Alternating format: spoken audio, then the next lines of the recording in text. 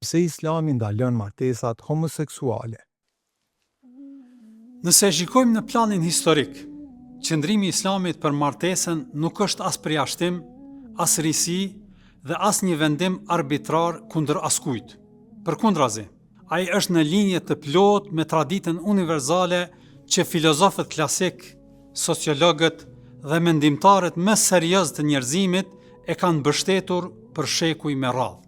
Deri para pak dekadash, pothuajse çdo kulturë dhe çdo shkollë mendimi e ka pranuar pa kundërshtim këtë fakt, se martesa është themeli i shoqërisë dhe mekanizmi i vetëm për vazhdimsinë e jetës njerëzore. Parimi i Islamit është i thjeshtë dhe logjik. Martesa ndërtohet mbi bashkëveprimin natyror mes dy gjinive për të garantuar strukturën e familjes dhe brezat e ardhshëm. Kjo nuk është vetëm një bindje fetare, është një arkitekturë funksionale që nga Greqia e lashtë deri te moderniteti. Në traditën intelektuale e shohim se filozofët klasik si Platoni dhe Aristoteli e lidhen seksualitetin me rendin natyror.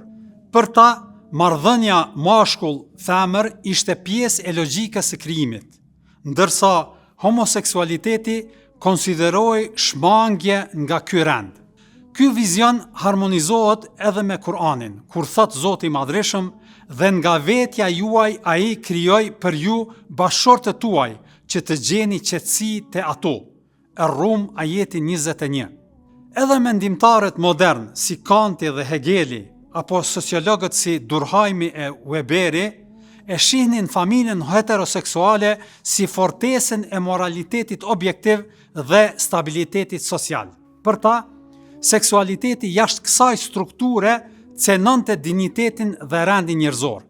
Madje psikoanalistët si Freudi dhe Jungi theksonin se seksualiteti kërkon disiplinë dhe strukturë ku rolet mashkullore e femrore plotësojnë njëra tjetrën, jo ku zaventojnë njëra tjetrën. Andaj, kur themi se Islami ndalon martesat homoseksuale, kjo nuk është një vendim i izoluar, teologjik, dhe nuk del jashtë traditës intelektuale botërore që ka njohur njerëzimi.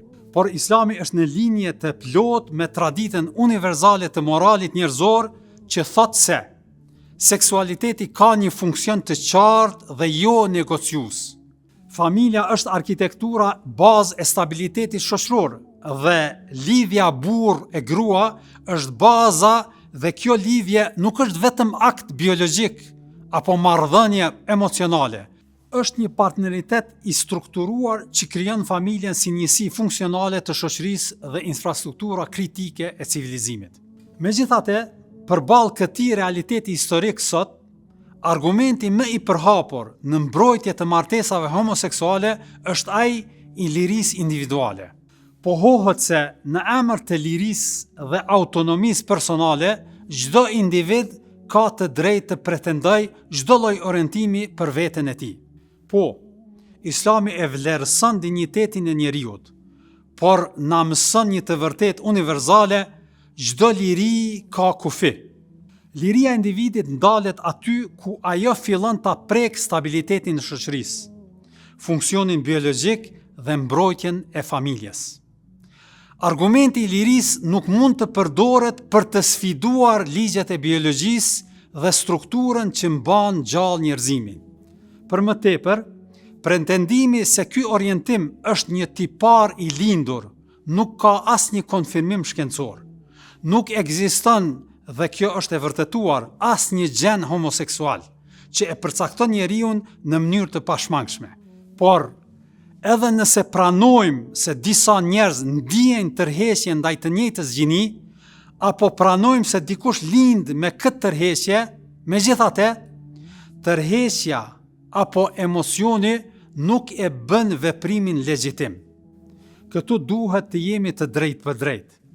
Njeriu mund të ndjejë tërheqje edhe ndaj veprimeve tjera që psikologjia i njeh mirë, si ndaj fëmijëve, pedofilia, apo ndaj kafshëve, zoofilia, por ashtu siç këto prirje nuk i bëjnë këto veprime të ligjshme apo morale, as tërheqja homoseksuale nuk mund ta rishkruaj natyrën e martesës.